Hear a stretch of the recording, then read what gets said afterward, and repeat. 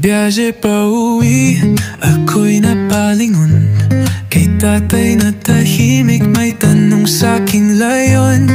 Galing dalikan, papuntang lungsod, sa mata niya'y pagod na di kayang ikublit, itago. Nakita mo ba, anak ko'y hanap, sambit niya habang hawak ang luma niyang bag. Sa tabi dalagitang nakaporma't may ganda, pero sa likod ng ginto hirap pala'y kasama. Sabi ng anak, kung di mo ako mabilhan, titigil na lang ako sa aking paaralan. Habang si tatay di na lang sumagot, tumingin sa labas, luha'y pilit itinatago. Tatay, huwag ka nang lumuha pa, ang sakripisyo mo'y di mawawala. Sa bawat pawis at putik sa iyong baon, tumingin sa labas, luha'y pilit itinatago.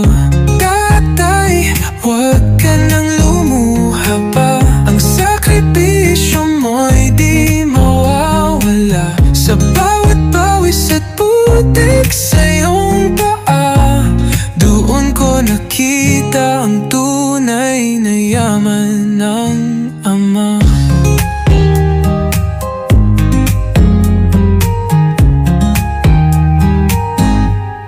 Susi ng motor nakasabit sa leeg, sina't sinelas na maliit pero tuloy sa paglakad.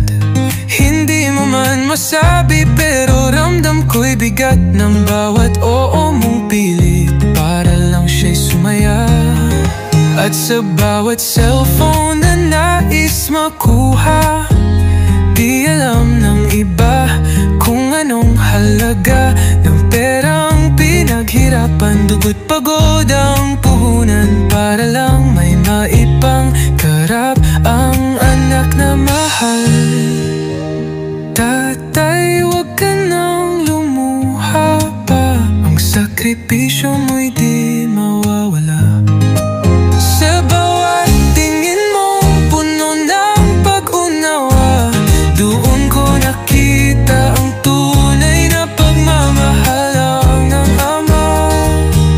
Tay, sana balang araw marinig ka rin ang anak mong minamahal mo rin.